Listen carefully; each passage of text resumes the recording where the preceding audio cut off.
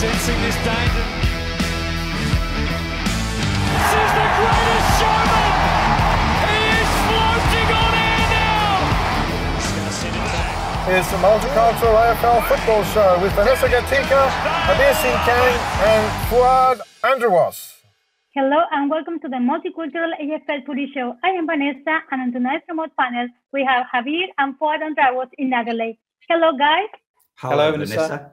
As the lockdowns continue, we bring you the Multicultural AFL Footy Show via remote recording. This for our health and safety, also to keep the footy show running without interruption, leading into the final series. Last Friday, the GWS Giants decimated Richmond by 39 points, and that put an end any hopes of the reigning premiers featuring in the 2021 finals. Hawthorn in Hobart completely eclipsed the Western Bulldogs to win by 27 points, and in a close game, Geelong came from behind to beat St Kilda by 14 points. Port Adelaide sent Carlton into oblivion by 95 points, while Brisbane, building form for the finals, rubbish Collingwood by 85 points, and Sydney had a hard-fought win against North Melbourne by 14 points. Melbourne went to the top of the ladder after defeating the Adelaide Crows by 41 points. Essendon crossed the Gold Coast by 68 points, and Fremantle won the Western Australia Derby, putting away a determined West Coast Eagles side by 15 points. This provides an opportunity for the Dockers to make the 8 this week. Looks like West Coast, Western Bulldogs, and also Geelong are in the finals with really long injury lists. The future doesn't look bright, especially with the week's rest now completely abandoned by the AFL.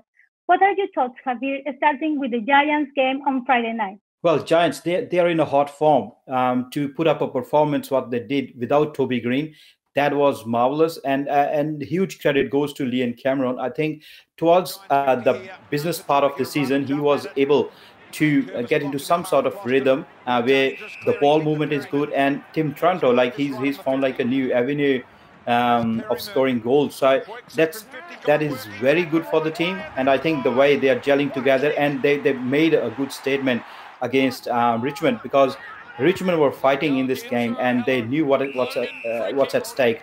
So to topple Richmond in that game, I think that's fantastic. Ruckman, Sean Mumford is doing well this season, and their ball movement is becoming good. So what a game! And to beat Richmond by 39 points, that tells you a lot. And Josh Kelly, I mean, you're saying that Toby Green wasn't there, but Josh Kelly had a great game. He finished with 31 disposal and also 10 tackles. That's a great thing. But if Richmond, they were looking to add a third premiership flag in the row, that was gone after their loss to the Giants. That was a bad loss. Yeah, now you're right. Tim Kelly is just having a great year. And Hawthorn, well, I predicted that the way Hawthorn was going at the moment in the last few games. And with Bulldogs, I think they're losing their form at a very wrong time at the moment. And especially the fact that Bevo has highlighted as well that they're getting beaten in the clearances, which midfield being their main source of goals, main source of controlling the game as well, and they are losing that battle. That's pretty bad at with the timing, especially. I think Luke Beveridge and the senior players, they need to put their head together and work out a plan. Tilo, Dunkley, they all need to work out their positions, and once they come back, even Alex Keith wasn't that good in that game. But not taking nothing away from Hawthorn, the master that we know Alistair Clarkson is, and he's showing that in each and every game now. He was adamant there, Habir, to leave and to depart was a big bang, and it looked like his players did it for him. And but the only thing that it just worried me on that game, that Western Bulldogs recorded their lowest score, which it was 37, and that is a record because the previous record was 55s earlier in the season. So I think now the Hawthorn has caused a big major upset, and you guys, Western Bulldogs, you may not make the top four if it continues like that. Yeah, no, you're right with that. And this is all the first time they've lost two games in two consecutive games. And for what about Port Adelaide? They just crushed Carlton. Yeah, Port Adelaide. But before I go to Port Adelaide, let me talk about their coach, because I just read it's all over the Adelaide newspaper. Ken Hinkley is just saying we can beat any top four rivals when it matters. My message to Ken: hey, words speaks louder than action speaks louder than words. So please, you have not beaten any of those top four yet. So you can't win a premiership without beating the top four. But having said that, just quickly, and I want to just say this, midway through the second quarter, Carlton was in front by 23 points, but it's a good effort from Port Adelaide to come back and score 19 goals in a row. And it's a comeback to beat Carlton by 95 points. That's a turnaround of 118 points. They get a keep, fronting up with a big show like that. If they want to be, they might score get a second place or top four is good. What do you think, Habib? Well, I suppose as far as Carlton is concerned, our multicultural player Adam Saad, his reaction tells the story of Carlton and the fans and probably everyone who's attached to Carlton this year, because they had high hopes of this team. And on the other hand, look, I don't totally disagree with Ken Hinkley. The way they're raising to the momentum, they might be able to topple the top four teams now as well, with Fantasia and other players coming back. That'll be fantastic. And another top four contender, Geelong, they played a good game for what? Well, Habir, Geelong has consolidated their marching into the grand final. I reckon they are a Premier flag favourite. They've been there, they've done that, and they've done it once with Chris Scott, and that could be his second flag. So watch out to the teams. So I reckon they're going to do well this year. What do you think? Yeah, no, that's a fair comment. Chris Scott is very experienced with the finals, and I'm pretty sure they are the best team going into the finals at the moment. On the other hand, Brisbane, they've got a very good momentum leading up now. Joe Daniher is finding his form. Everyone was worried what's going to happen with Brisbane with the Eric Hipwood gone. I think in the last games, they've shown that they're ready for the finals, and probably top four at stake. I think they will be more than motivated to win the last game as well. You put it this way, Habir, that was a huge percentage game for them. That win was great. That can get them into the top four. But also, they've scored 6 goals from the centre bounce, and that was incredible. And for me to see Cameron had a good night for the Lions, he scored 6 goals. But like going back to top four for Brisbane. So Brisbane first, they have to beat the Eagles, and they rely on Port Adelaide to, of course, to beat your team, Western Bulldogs. Then they can, get into the top four. Thank you. And we'll be back with more reviews and the final home and away round 23 previews when we come back.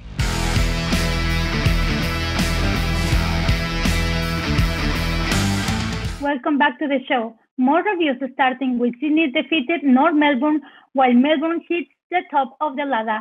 Fuad, how does Melbourne look to you? It looks great because, Vanessa, thank you. Melbourne is in the box seat, of course, to claim its first major premiership in 57 years, believe it or not. And now it looked like if they need a bit of, they haven't got anything else but to beat Geelong next week.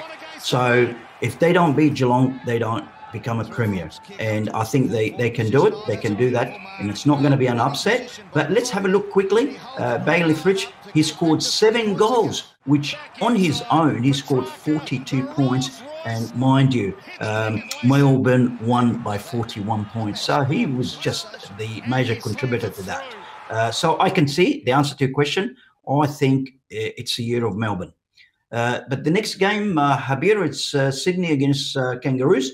And well, I've seen Sydney. I can see they led the entire night, and they scored a 14 points win, of course, against the Kangaroos. But that's against the great run that the Kangaroos came back fighting. But that was too late, and now Sydney's waiting to see their injuries, because they've got Josh Kennedy and Nick Blackley are injured. So they've got a few injuries. Back to you, Habir. Yeah, no, it's a wrong time to have injuries, and they manage Buddy Franklin, so he can probably come in the next game or so. But these two players have been very pivotal in Sydney's perform this year. So let's see how much it impacts them. But North Melbourne, like they are probably one of the very good wooden spooners of any season. That they're performing really well, and 14 points, I think they gave up to Sydney, so which is all we want to see from them. And on the other hand, the other team that's rising at the moment is Essendon, and I don't think they seem to have any woes at the moment. They players are gelling well together, and they've got unselfish acts going on where they just want to win. And I think where they were at the start, that has motivated them to become one as a team, as a group, and they are listening to their coach, and their planning is working perfectly. So it's a very good team to get into the top 8 at the moment, and we've seen that against the Gold Coast. I don't know where to from here to struggling Suns. It seems that they're going from bad to worse. Let's have a look at this. They've scored 2 goals in the first quarter, Habir, and for the entire rest of the game, they scored 2 goals. So 2 goals in the first quarter, 2 goals in 3 quarters. It's not good enough. So that's, to me, something is not right in the structure of that team, and something has to happen. And if I have to say this, there is at least 4 coaches or 4 clubs looking for coaches, and maybe the Suns into it. Collingwood, Suns, Carlton, Hawthorn. I don't know who else, but it looks pretty bad. So the next game, Habir, was between, of course, it's a derby between the Eagles and Fremantle. And mind you, the Fremantle lost the last 11 or more. They lost probably more than that. The last 11 derbies to West Coast. And guess what? They won that. So what do you think of that game?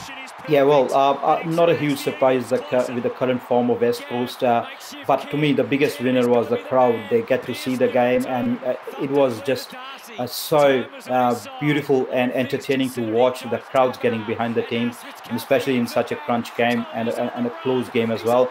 So it was fantastic to see the crowds in there. And Fremantle, I think Longmire has done very well with the team, and another team who's performing very well and is in contention to be a good team in the coming years too. And the game, you know, that win for Freo, I have to say, it was a disaster for the Western Australian fans, because that put West Coast and Freo out of contention for the top 8, because their percentage are very low. So they're not going to make the top 8. Doesn't matter if they win next week. So it's not good for the West. Thank you, guys. Let's look at this week's last home and away matches, as the top 4 of the AFL ladder clash into matches for top spot. Very exciting indeed. St Kilda plays Fremantle, with Freo eyeing a place in the top 8. Sydney clash with the Gold Coast. Carlton plays the GWS Giants, and Adelaide hosts North Melbourne. Habir, how do you see the last round rolling out?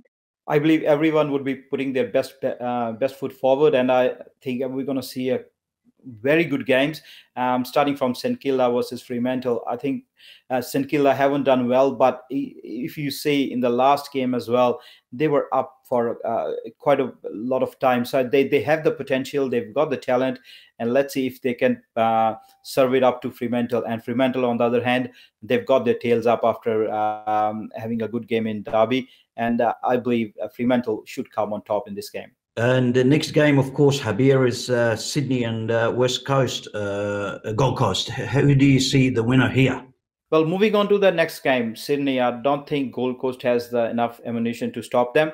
Gold Coast have performed to the absolute best at against some teams, so they might give a bit of a run to Sydney for money in this game. But Sydney, I think they're going to be too strong, although they got the injury concerns. But I think still they will be too strong for Gold Coast. Agree 100% with and you, Javier. What do you think about Carlton and GWS Giants? Carlton and the Giants, there is no issue here. I think the Giants will get the job done.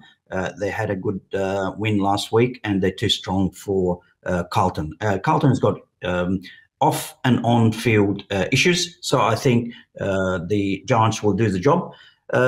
Now, I'm torn. Adelaide and North Melbourne, the bottom two teams. I think I'll go for a draw here because I can't see anyone going, to be quite honest. What do you think, Javier? No, I think it's North Melbourne for me. Okay, cool. I can't see Adelaide winning anyway. So. Thank you. We'll be back, but stay tuned for more previews and the big matches featuring the top four sides.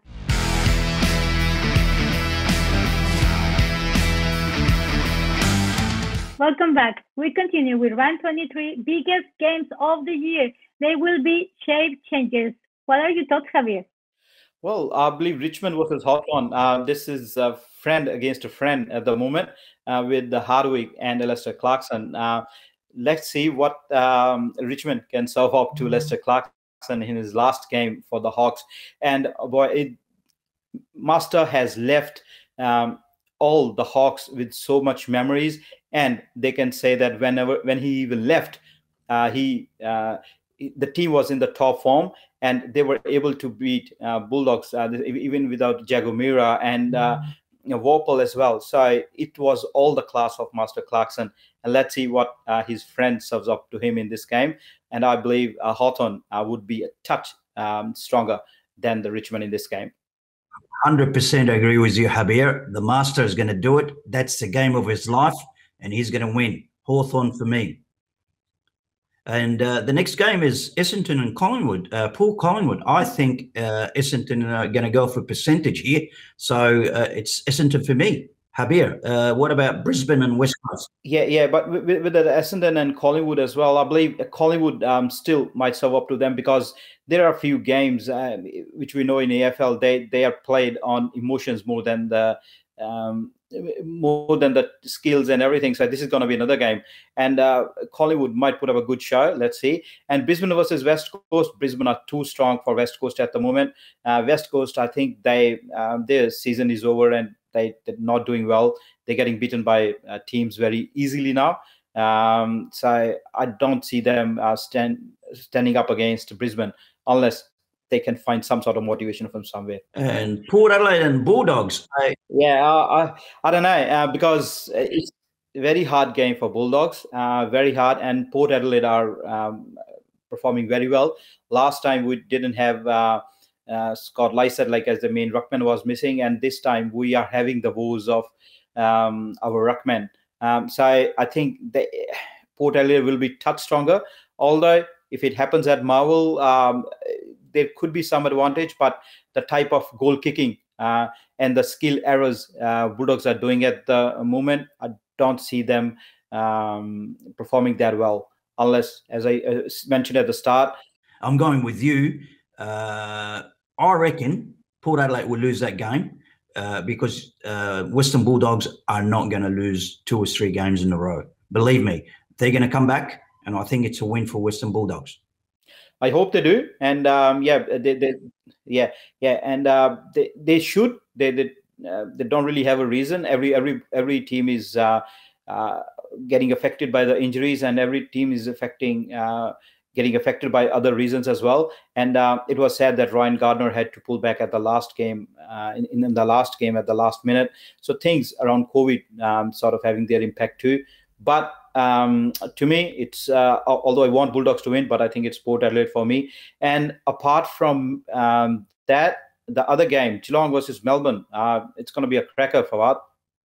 that's the game of the round, because that's the the premiership game or the minor premier game. And as I said, Melbourne has got heaps to play for. That's their first premier or minor premier ship for 57 years. So I think they will be fighting very hard to win that. Although we don't want to take it away from Geelong. As we said, Geelong is experienced when it comes to finals. But I'm tipping Melbourne.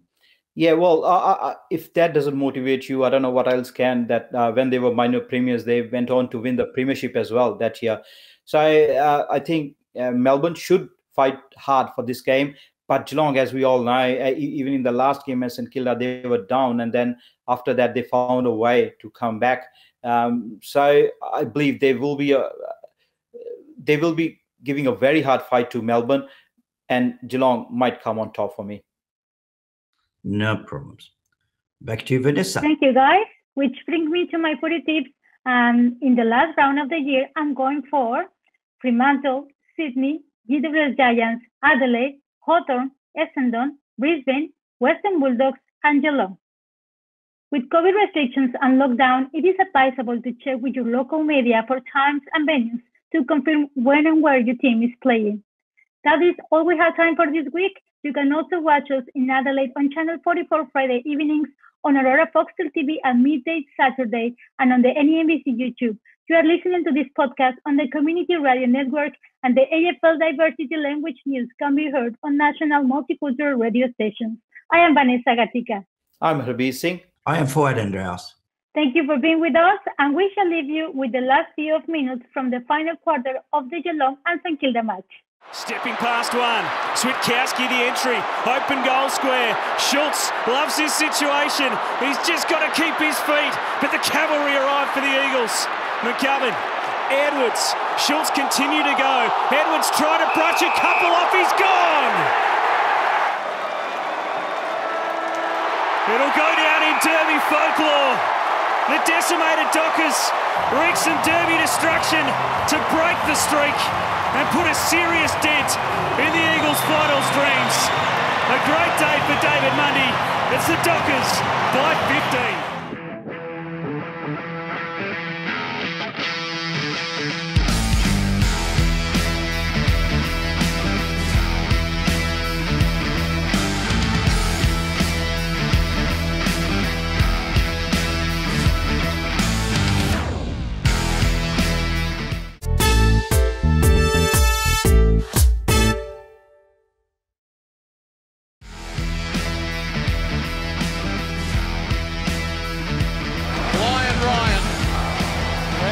Sensing this danger.